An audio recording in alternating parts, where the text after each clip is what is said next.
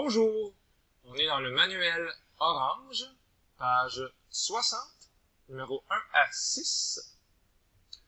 Alors, il faut déterminer qui est la variable indépendante et qui est la variable dépendante dans les histoires. Ici, clairement, la longueur de l'ombre varie selon le moment de la journée. Alors, dans notre corrigé, la longueur de l'ombre, ici, quantitatif et continu, varie selon le temps écoulé, quantitatif et continu. Continu, ça veut dire que la longueur de l'onde, ça peut être 1 mètre, 1,2, 1,11, 1,09375. Donc, on ne peut pas nommer toutes les valeurs pour la longueur de l'onde.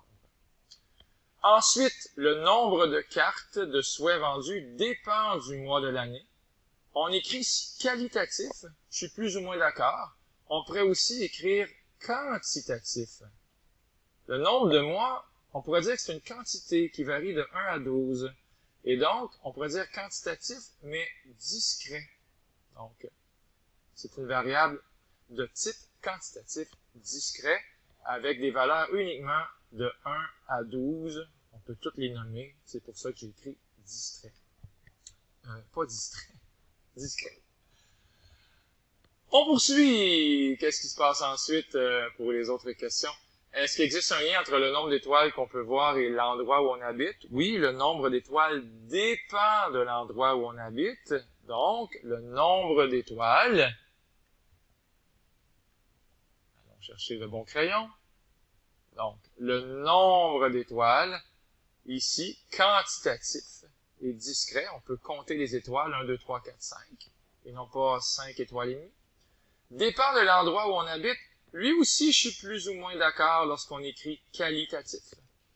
C'est sûr que Montréal, Québec, qualitatif, mais en même temps, l'endroit où on habite, on peut exprimer ça avec des coordonnées, avec des nombres, donc avec des quantités. Alors, si vous pensez ici quantitatif, vous êtes un petit peu de mon bord, finalement. Mais c'est correct, en mathématiques, on a rarement, mais ça arrive parfois, des opinions différentes. Et finalement, la couleur de l'oreille dépend de la durée de l'appel.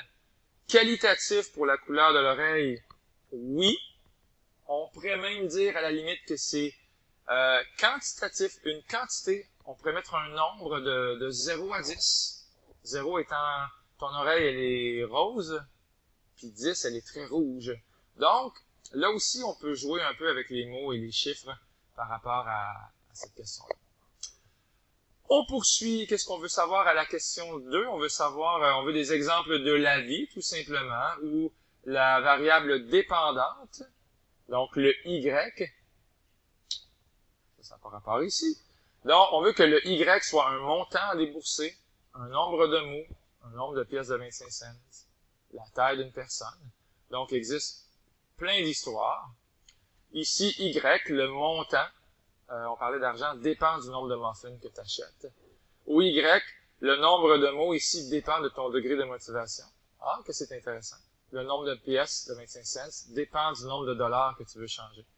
La taille d'une personne dépend du temps depuis ta naissance. Donc, ce sont des histoires, des exemples où la variable dépendante, Y, ben, c'est ça ici. Le montant, le nombre de mots, le nombre de pièces de 25 cents. Qu'est-ce qu'on veut savoir ensuite à la question numéro 3? Patricia affirme que la variable temps est toujours indépendante. Attention, c'est souvent vrai, mais c'est pas toujours vrai. Donc, la distance que je parcours dépend du temps que je consacre à mon entraînement. Ça, c'est vrai. Donc, ici, le temps, il est indépendant. Et la distance que tu fais, elle dépend du temps. Ici aussi, le temps il est indépendant. Ta paye dépend du temps. Mais en général, lorsque je peins, la qualité de mon travail dépend du temps. Ça aussi, c'est une variable indépendante. Donc, on dirait que ici, on a toujours des exemples où le temps il est indépendant. Mais, est-ce qu'on est d'accord avec l'affirmation que le temps il est toujours indépendant? Pas toujours. Allons voir un exemple. Par exemple, le temps que ça va prendre pour faire un travail dépend du nombre d'employés. Alors ici, le temps nécessaire dépend du nombre de travailleurs. Donc, c'est un exemple où le temps ici, il est dépendant. Ensuite, on traverse un petit peu la frontière. Qu'est-ce qui se passe à la question 4? Madame Gamache, elle est canadienne, elle va aux États-Unis. Elle détermine sa vitesse à partir de la vitesse affichée en 1000 à l'heure.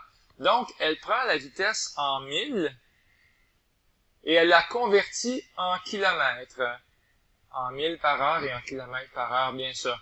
Et donc, elle prend les 1000, elle les transforme en kilomètres. Donc, les 1000 ici, ça devient une variable indépendante. Et les kilomètres, le nombre de kilomètres par heure, ça devient une variable dépendante. Alors, allons mettre ça clairement dans une phrase ici. La vitesse ici en kilomètres heure, pour Madame Gamache, dépend de la vitesse en 1000 à l'heure. La vitesse en kilomètres heure dépend de la vitesse en 1000 à l'heure. Et pour notre ami américain, c'est le contraire. Lui, il arrive au Canada, il voit des vitesses en kilomètres heure, et il va convertir ça dans sa tête en 1000 à l'heure. Donc, sa vitesse à lui en 1000 à l'heure dépend de ce qu'il va voir en kilomètres par heure. J'espère que ça a été clair, tous ces mots-là. Je le souhaite passionnément. À la question 5, ah oui, celle-là c'est philosophique. On dit des fois que il y a un proverbe qui dit le temps c'est de l'argent. OK? Mais pour l'association de fibrose kystique, on dit plutôt l'argent c'est du temps. Donc, allons-y pour la première phrase ici. Le temps c'est de l'argent. Qui est la variable indépendante et qui est la variable dépendante? Mais cette phrase-là ici, ça veut dire quoi? Ça veut dire que quand tu as du temps, tu peux travailler et le transformer en argent. Donc, ton argent ici, ton argent dépend du temps. C'est le cas classique. Tu travailles et ça devient de l'argent. Tu transformes ton temps en argent. Mais pour l'association de fibrose kystique, c'est plutôt le contraire. Donnez-nous de l'argent, puis on va vous donner du temps pour vivre avec la recherche. Et donc, à ce moment-là, le temps que tu as pour vivre dépend de l'argent qu'on va avoir investi dans la recherche. Alors, voilà, c'était un brin de philosophie. Donc, on recommence. L'argent dépend du temps. Le proverbe signifie qu'en travaillant, on transforme notre temps en argent. Donc ici, c'est le temps, c'est la variable indépendante. Et l'argent, la quantité d'argent dépend. Et le contraire, ici, le temps dépend de l'argent avec le proverbe transformé. Alors là, l'argent qu'on donne, qui est une variable indépendante, la quantité d'argent, se transforme en temps de vie. Le temps de vie qui dépend de l'argent qu'on donne. Les variables sont continues. Ce ne sont pas des variables discrètes, ce sont des variables continues. Et finalement, qu'est-ce qu'on peut faire pour vous, chers élèves? À la dernière question, pour les sportifs, le temps est une variable importante. Indique si le temps est une variable dépendante ou pas, là, tout simplement. Indique si la variable temps est la variable le temps d'entraînement et le temps de chute libre. C'est parce qu'il y a deux questions, 1 et 2. Voilà. Et la variable indépendante ou dépendante. Alors ici, Amélie doit varier son rythme en endurance et en sprint. Elle brûle 8 calories par minute. Clairement ici, le temps, il est indépendant. Alors, tu t'entraînes pendant un certain nombre de minutes et le nombre de calories va dépendre de ce temps-là, l'entraînement. Parfait. Alors ici, le temps, il est indépendant. Alors, on va le corriger. Et ici, le temps est indépendant et il décide, entre guillemets, du nombre de calories brûlées. Pour l'autre, c'est le contraire. Le temps de chute dépend de la hauteur à laquelle tu vas sauter depuis l'avion. Donc ici, le temps de chute dépend. Alors, le temps est dépendant. Alors voilà, c'était un survol pour les questions 1 à 6, page 60 et 61 dans le livre orange. Bye tout le monde!